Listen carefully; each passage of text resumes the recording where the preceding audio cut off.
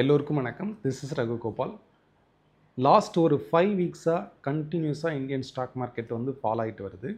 முக்கியமாக India US உடைய இந்த ட்ரேட் டீல் வந்து 25%, அதாவது ஹையஸ்ட் டேரிஃப் இருக்கக்கூடிய கண்ட்ரீஸில் இந்தியாவும் ஒன்றா இருக்குது. ஸோ டொனால்ட் ட்ரம்ப் வந்து இந்தியா மேலே ஒரு ஒரு ஒரு வெறுப்புணர்வு, அதாவது இந்தியா ரஷ்யா ஆயில் ட்ரேடு வந்து பண்ணுறதுனால ஸோ இவங்க வந்து அது ஒன்று. ரெண்டாவது பிரிக்ஸ் கண்ட்ரீஸில் ஒன்று, இந்தியா வந்து பிரிக் கண்ட்ரீஸில் ஒன்று, அதுக்கு மட்டுமே தனியாக ஒரு பெனால்ட்டி போடுவோம் அப்படின்னு அனௌன்ஸ் பண்ணியிருக்காங்க. ஸோ இது வந்து பார்த்திங்கன்னா இந்தியன் எக்கனாமியில் இந்தியன் ஜிடிபியில் கிட்டத்தட்ட 0.6% வந்து அஃபெக்ட் ஆகும். லாஸ்ட் வீடியோ ஒரு ஒரு 1 minute வீடியோ வந்து போஸ்ட் பண்ணியிருந்தேன், எந்தெந்த செக்டார் எந்தெந்த ஸ்டாக்ஸ்லாம் அஃபெக்ட் ஆகும்னு சொல்லிட்டு. ஸோ மார்க்கெட் வந்து கிட்டத்தட்ட ஒரு 5 வீக்ஸாக ஃபாலோ ஆகிட்டு வருது.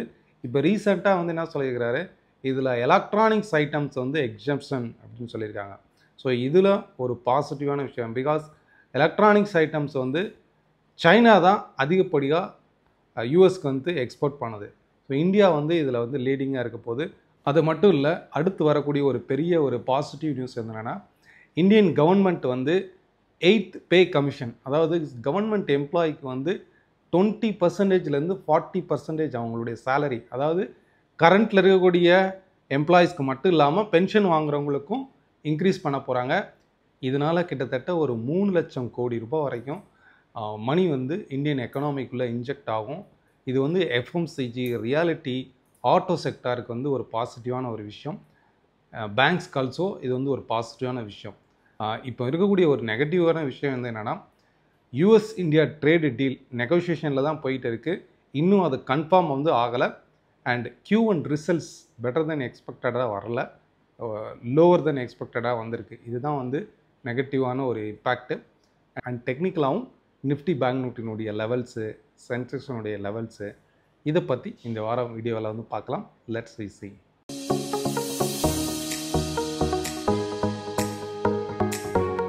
நிஃப்டியை பொறுத்தளவுக்கு நம்ம டெக்னிக்கலாக அனலைஸ் பண்ணும்போது லாஸ்ட் ஒரு 3 month வித்தின் இந்த சேனலுக்குள்ளே தான் ட்ரேட் ஆகிருந்தது. ஒவ்வொரு முறையும் ஃபால் ஆகும், ஆனால் 24,500 550 இந்த ஜோனுக்கு வரும்போது அப்படியே ஒரு அப்லிஃப்ட் ஆகிடும். கண்டினியூஸாக ரைஸ் ஆகும், அகைன் இந்த சேனல் ரெசிஸ்டன்ஸை டச் ஆனோடனே திருப்பியும் ஃபால் ஆகும். இப்போ ரீசெண்டாக இந்த சப்போர்ட் எடுத்து அகைன் மேலே ரைஸ் ஆச்சு, பட் ரைஸ் ஆக முடியாமல் ஃபர்தராக இந்த இடத்துல பிரேக் அவுட் ஆகிருக்கு. பிரேக் அவுட் ஆகிட்டு கன்ஃபார்மாக மார்க்கெட் வந்து ஃபால் தான் இருக்கும். ஏன்னா கண்டினியூஸாக இந்த இடத்துல வந்து 3 month பிரேக் அவுட் நடந்திருக்கு அப்படிங்கிறத லாஸ்ட் வீக் நம்ம பார்த்தோம்.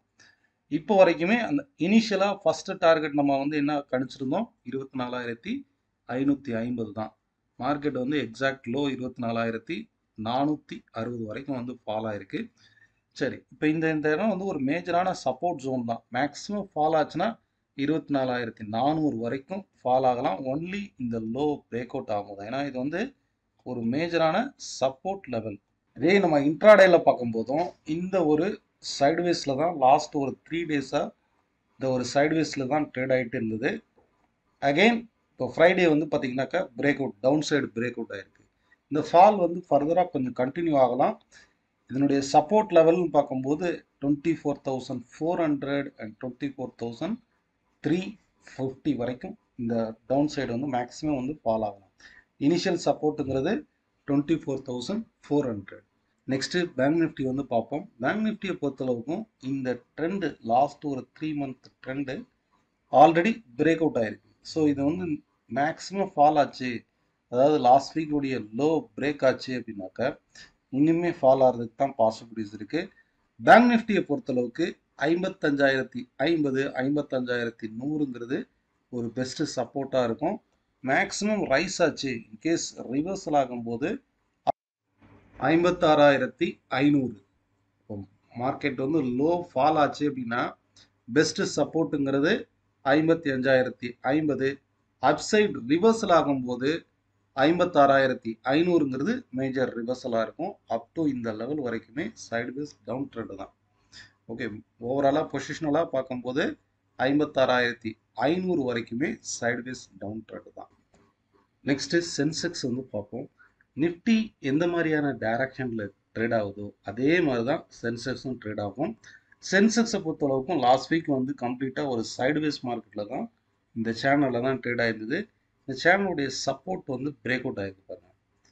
ஃபர்தராக 80,300 79,900ங்கிறது சப்போர்ட்டாக இருக்கும். மேக்ஸிமம் இந்த ரெண்டு லெவல்லையுமே மார்க்கெட் வந்து ரிவர்சல் ஆகிறதுக்கு பாசிபிலிட்டிஸ் இருக்குது. ஸோ ஓவராலாக நம்ம வந்து தெரிஞ்சுக்க வேண்டியதில் 24,000 நிஃப்டி செல்லிங் ப்ரெஷரில் தான் இருக்குது. பட் லாஸ்ட் ஒரு 5 வீக்ஸ் பண்ண மாதிரி இந்த வாரம் ரிவர்சல் ஆகிறதுக்கும் பாசிபிலிட்டிஸ் இருக்குது. இனிஷியலாக மண்டே ஆர் டியூஸ்டே வந்து மார்க்கெட் வந்து ஃபால் ஆனால் கூட வாரத்தின் முடிவில் மார்க்கெட் வந்து சம் அப்சைட் ரிவர்சல் ஆகிறதுக்கும் பாசிபிலிட்டிஸ் இருக்குது. லாஸ்ட் வீக் வந்து அதிக அளவு செல்லிங் ப்ரெஷரில் இருந்த செக்டார்ஸ்ன்னு பார்த்தீங்கன்னாக்கா ரியாலிட்டி செக்டார் ஃபஸ்ட்டு கண்டினியூஸாக வீக்லியில் எடுத்துக்கிட்டிங்கனாலும் ரெசிஸ்டன்ஸை டச் பண்ணிவிட்டு கம்ப்ளீட்டாக ஃபால் ஆகுது பாருங்கள். இந்த ஃபால் வந்து இன்னுமே கண்டினியூ ஆகிறதுக்கு தான் பாசிபிலிட்டிஸ் இருக்குது. ரியாலிட்டி செக்டாரை பொறுத்தளவுக்கு 2026 ஜனவரியிலலாம் இது வந்து ஒரு பாசிட்டிவாக இருக்கும். பட் ரைட் நோ மார்க்கெட் வந்து அண்டர் தி செல்லிங் ப்ரெஷரில் தான் இருக்குது. ஏன்னா அந்த பே கமிஷன் வந்து 2028 ஜனவரியில் தான் இம்ப்ளிமெண்ட் பண்ண போகிறாங்க. ஓகே, இது வந்து பார்த்திங்கன்னா ரைட் நோ ஒரு டெம்பரவரியாக ஃபால் ஆகிறதுக்கு பாசிபிலிட்டிஸ் இருக்குது. இதுக்கு அடுத்து லாஸ்ட் வீக் வந்து ரொம்ப செல்லிங் ப்ரெஷரில் இருக்குது. இது வரைக்கும் நிஃப்டி எப்படி வந்து ஒரு 3 மந்த்து சைடுவேஸ் மார்க்கெட் அப்சைடு போச்சு, அதே போல் மெட்டல்ஸ் வந்து ஒரு ஸ்ட்ராங்காக இந்த சைடுவேஸில் தான் மொமெண்டமில் தான் மார்க்கெட் வந்து இந்த ட்ரெண்டை பேஸ் பண்ணி தான் மூவ் ஆகிருக்கு. இப்போ இந்த ட்ரெண்ட் வந்து பிரேக் அவுட் ஆகிருக்கு பாருங்கள், இந்த இடத்துல பிரேக் அவுட் ஆகிருக்கா. ஸோ மெட்டல்ஸ் ஆல்சோ ஒரு வீக்னஸில் தான் இருக்குது. குறிப்பாக மெட்டல்ஸில் ஸ்டீல் அண்ட் மெட்டல்ஸில் ட்ரேட் பண்ணுறவங்க இதை கவனிச்சு பாருங்கள். டவுன் சைடு பிரேக் அவுட் ஆகிருக்கு. இதுக்கு அடுத்து IT sector last week fall ஆனதில் ஹெவியாக ஃபால் ஆனதில் ஐடி செக்டாரும் ஒன்று. பட் ஆஸ் பர் வேவ் அனாலிசிஸை பொறுத்தளவுக்கு இந்த வேவ் வந்து இந்த first primary wave impulse wave, இது நெக்ஸ்ட் வந்து இதுக்கான இம்பல்ஸ் வந்து கண்டிப்பாக 36,350 வரைக்கும் வந்து அப்சைடு போகணும். இந்த வாரம் வந்து ஐடி செக்டார் ஒரு ரிவர்சல் நடக்கிறதுக்கு பாசிபிலிட்டிஸ் இருக்குது. மேக்ஸிமம் 34,300 34,350 இப்போ இதனுடைய செக்டார் பார்த்தீங்கன்னா 34,649 ட்ரேட் ஆகுது. ஓகே, 34,350 இந்த ஜோனில் இருந்து ஒரு சின்ன ஃபால் கொடுத்துட்டு ரிவர்சல் ஆகிறதுக்கு தான் பாசிபிலிட்டிஸ் இருக்குது. ஏன்னா இது வேவ் ஸ்ட்ரக்சர், டெக்னிக்கலாக வேவ் ஸ்ட்ரக்சரில் பார்த்தீங்கன்னா இந்த மாதிரி ரிவர்சல் ஆகிறதுக்கு பாசிபிலிட்டிஸ் இருக்குது. இண்டெக்ஸில் வந்து எஃப்எம்சிஜி இண்டெக்ஸ் வந்து பார்த்தீங்கன்னாக்கா இந்த இடத்துல பாருங்கள், ஒரு லாங் டேர்மில் வீக்லியில் வந்து பார்த்தீங்கன்னாக்கா ஓவரால் ட்ரெண்ட் அப் ட்ரெண்டில் சப்போர்ட் லைனில் இந்த ஹெட் அண்ட் ஷோல்டர் ஃபார்மேஷன் நடக்கா. ஓகே, ஓவரால் ட்ரெண்ட் லைனில் சி பாயிண்ட் சப்போர்ட்டில் இந்த ஹெட் அண்ட் ஷோல்டர் ஃபார்மேஷன் நடக்குதா.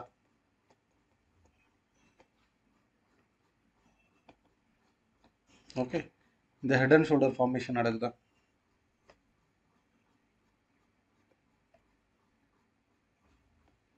ஓகே, இப்போ இந்த நெக்லைன் வந்து பிரேக் அவுட் ஆயிடுச்சுன்னா, அதாவது 57,300 இந்த ஜோன் வந்து பிரேக் அவுட் ஆயிடுச்சு அப்படின்னாலே எஃப்எம்சிஜிக்கு வந்து ஒரு ஸ்ட்ராங்கான அப்சைடு மொமெண்டம் இருக்குது.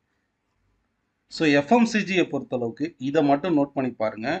எப்போ வந்து இந்த நெக்லைன் அதாவது 57,500ங்கிற ரெசிஸ்டன்ஸ் வந்து பிரேக் அவுட் ஆச்சு அப்படின்னாலே டெஃபினட்டாக ஒரு ரிவர்சல், ஒரு ஆல் டைம் ஹை வரைக்கும் வந்து போகிறதுக்கு வாய்ப்பு இருக்குது.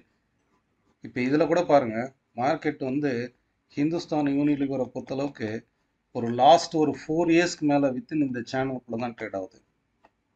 ஓகே, லாஸ்ட்டு ஒரு 4 இயர்ஸ்க்கு மேலே வித்தின் இந்த சேனலுக்குள்ள தான். எப்போல்லாம் இந்த சேனலுடைய சப்போர்ட் டச் பண்ணுதோ அப்போல்லாம் மார்க்கெட் அப்லிஃப்ட் ஆகுது. டுவோர்ட்ஸ் இந்த ரெசிஸ்டன்ஸை டச் பண்ணோடனே மார்க்கெட் கீழே ஃபால் ஆகுது. இப்பயும் இந்த சப்போர்ட் டச் பண்ணிவிட்டு திருப்பியும் அப்லிஃப்ட் ஆகுது பாருங்கள். அப்போ நமக்கு வந்து சப்போர்ட்டுங்கிறது 2,450 2,300 இந்த ஜோன் எல்லாமே சப்போர்ட் தான். அப்சைட் ரெசிஸ்டன்ஸுங்கிறது 3,000 இருக்கும்.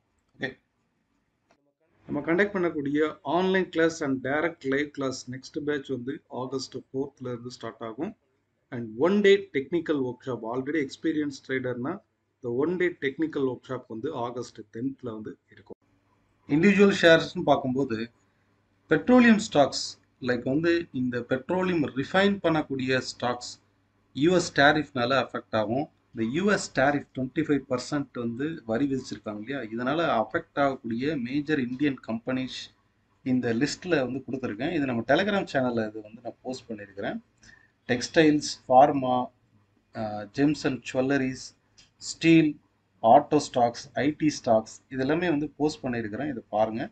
அண்டு ரெகுலராக சப்போர்ட் ரெசிஸ்டன்ஸ் வந்து நம்ம சேனலில் போஸ்ட் பண்ணுறோம். டெலிகிராம் சேனலில் அதோடைய லிங்க் வந்து ஃபஸ்ட்டு கமெண்ட்டில் வந்து இருக்கும். நெக்ஸ்ட் வந்து க்ரூட் ஆயில் வந்து பார்ப்போம். க்ரூட் ஆயிலை பொறுத்தளவுக்கு இந்த ஒரு சைடுவேஸ் மார்க்கெட் தான். இப்போ இந்த பாட்டம் டு பாட்டம் வந்து கனெக்ட் பண்ணுங்கள். கரெக்டாக இந்த சப்போர்ட் லைன்லேருந்து மேலே ரைஸ் ஆகுதா? இப்போ இதே மாதிரி டாப் டு டாப் கனெக்ட் பண்ணுங்கள். மார்க்கெட் கரெக்டாக அந்த ரெசிஸ்டன்ஸ்லேருந்து ஃபாலோ ஆயிருக்கா? அப்போ நெக்ஸ்ட்டு சப்போர்ட்டுங்கிறது வந்து என்ன? க்ரூட் ஆயிலை பொறுத்தளவுக்கு இது ஒரு சிம்பிள் அனாலிசிஸ் தான். உங்களுக்கு வந்து 5650 தான்.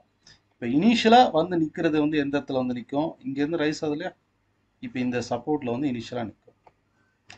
அப்போது மண்டேவும் மார்க்கெட் வந்து அண்டர் தி செல்லிங் ப்ரெஷர் தான். டுவர்ட்ஸ் 5770ங்கிறது வந்து ஃபர்ஸ்ட் சப்போர்ட் ஆகும். 5650 ஆர் 640ங்கிறது நெக்ஸ்ட் சப்போர்ட் ஆகும். மார்க்கெட் வந்து லாஸ்ட் ஒரு 20 டேஸ்க்கு மேலே வித்தின் இந்த ஒரு சைட்வேஸ் மார்க்கெட்டாக தான் ட்ரேட் ஆகிட்டு இருக்குது க்ரூட் ஆயிலை பொறுத்து. நம்ம சப்ஸ்கிரைப் ஒரு சில பேர் நேச்சுரல் கேஸையும் கேட்டிருந்தீங்க. நேச்சுரல் கேஸை பொறுத்தளவுக்கு டாப் டு டாப் வந்து கனெக்ட் பண்ணுங்கள்.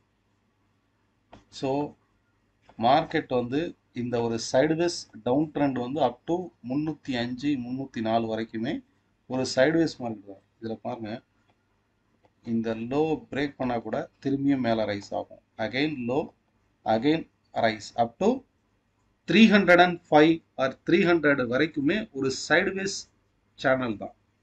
இந்த 304 305ல் வரும்போது பொசிஷனலாக வந்து அகைன் திரும்பவும் ஃபால் ஆகிறதுக்கு பாசிபிலிட்டிஸ் இருக்குது. இதே போல் கோல்டு வந்து பார்ப்போம். கோல்டை பொறுத்தளவுக்கு இப்போ டே டைம் ஃப்ரேமில் நான் வச்சுருக்கிறேன். கரெக்டாக இந்த சப்போர்ட் லைனில் தான் கம்ப்ளீட்டாக ட்ரேட் ஆகுதான்.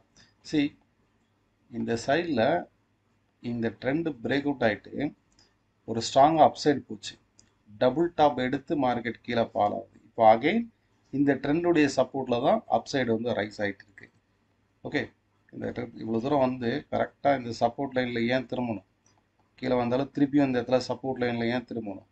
ஓகே, ஸோ ஓவரால் ரெசிஸ்டன்ஸ்ன்னு பார்க்கும்போது 1,150ங்கிறது வந்து ரெசிஸ்டன்ஸ் ஆகும்.